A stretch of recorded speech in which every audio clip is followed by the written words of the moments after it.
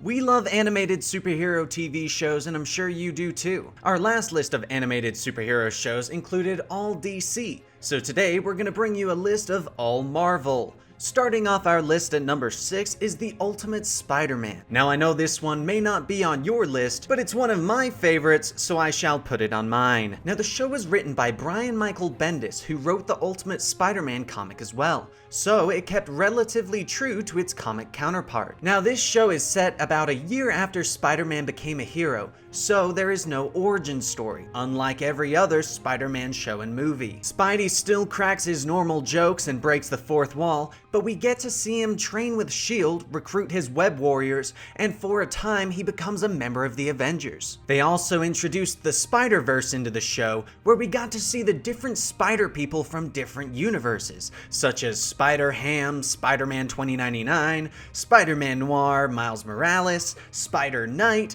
and Spider-Girl. Luckily for me, it's been renewed for a 4th season, where we will get to see him go up against the Sinister Six. Again. At number 5 is the new Guardians of the Galaxy show on Disney XD. This show made our list because it has everything that the movie brought us. It has an awesome soundtrack, a great story, and the humor that you would expect from the Guardians. It follows Star-Lord, Rocket Raccoon, Groot, Gamora, and Drax as they try and protect the universe from Thanos. Luckily, it has been renewed for a 2nd season, so there is more to come. Hopefully that 2nd season lives up to the 1st. Next up in the number 4 spot is Wolverine and the X-Men. It lasted 1 season, but what a season it was. It started after there was an explosion at the mansion, and Charles Xavier and Jean Grey go missing. Wolverine must reunite and lead the X-Men so that they can prevent a war that would end with the world being dominated by Master Mold and the Sentinels. The show supported a huge cast of X-Men throughout its 26-episode run, including over 60 different mutants.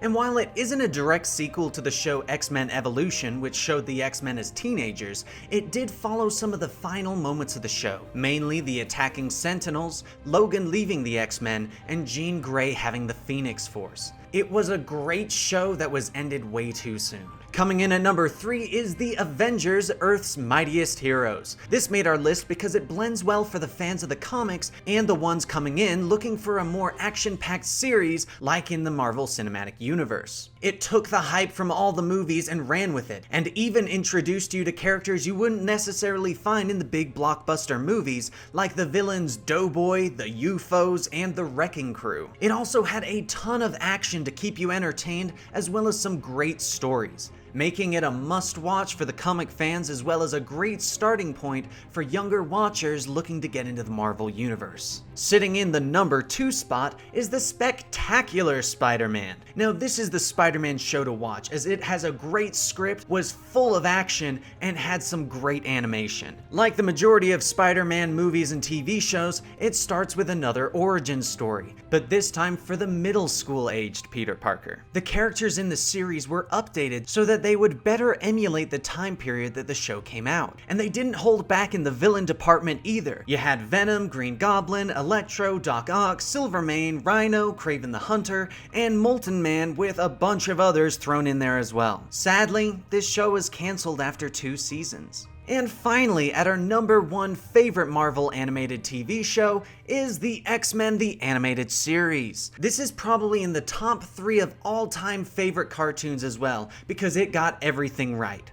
Well, most everything. The costumes were almost identical to their comic book counterparts. They followed some of the same stories, such as the Dark Phoenix saga and Days of Future Past, but with their own little twists, and the characters themselves seemed very real. They had great voice work, as well as actually showing you the characters fighting between themselves like normal people would. It just got everything right.